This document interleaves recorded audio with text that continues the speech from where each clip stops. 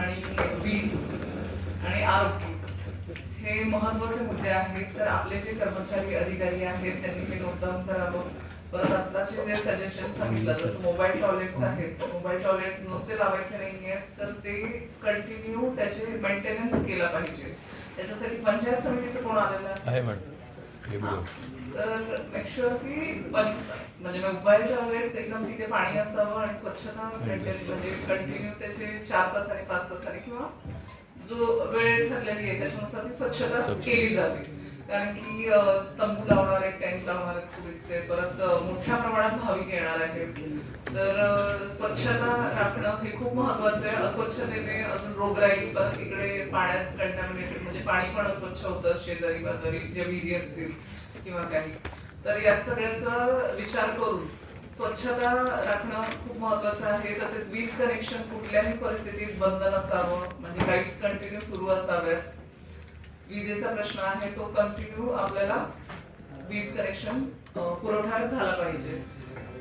तसंच पोलिसांचं जे महत्वाचं काम आहे, इथे मोठ्या प्रमाणात इथे भाविक येणार आहेत तर कुठलाही स्टॅम्पेड करू नये किंवा कुठल्याही प्रकारची तिथे भांडणं होऊ नये किंवा काही प्रकारचं उपद्व्याप होऊ नये असं त्यांनी बघावं. की आताच तिथे कोणी काही कुठल्याही प्रकारचं पोलिसांची कॉर्डिनेट असेल, कोणी कोणी काय काय काम करायचं आहे तर त्या अधिकाऱ्यांशी तुम्ही संपर्क साधा. मला असं वाटतं लास्ट टाइम आपण एक आपला ग्रुप तयार केलेला बरोबर, व्हॉट्सअप ग्रुप तयार केलेला. तशा प्रकारे व्हॉट्सअप ग्रुप केलाय का आपण?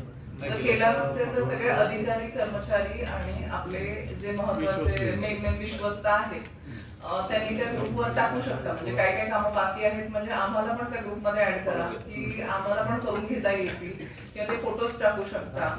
आता मगाशी सांगितल्याप्रमाणे जर म्हणजे तो जो मारामारी खेळ आहे आणि ते झाल्यानंतर भाविक लगेच जातात आणि म्हणजे ती गर्दी आपल्याला हे करणं, आटोक्यात आणणं किंवा काय करणं ते खूप महत्वाचं आहे. म्हणजे त्या वेळेला तुमचं जसं म्हणणं आहे की ती बैलगाडी नसावी किंवा बैलगाड्या किंवा सिंगल बैल असे फिरत असतात तर याच्यावरती काहीतरी निर्बंध आपल्याला करावा लागेल. कारण की माणसाचं म्हणजे आपल्याला हे बघावं लागेल की कोणाला दुखापत होऊ नये.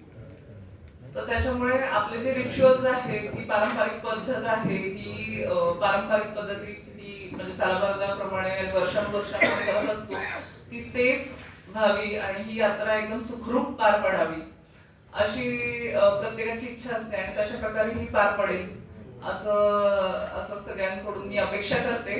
आणि सगळ्यांनी एकदम छान काम करूया आपण आणि यावर्षी ही यात्रा ही एकदम मोठ्या प्रमाणात आणि मोठ्या प्रमाणात भाविक येऊन एकदम उत्साहात पार पडेल ही अपेक्षा व्यक्त करते.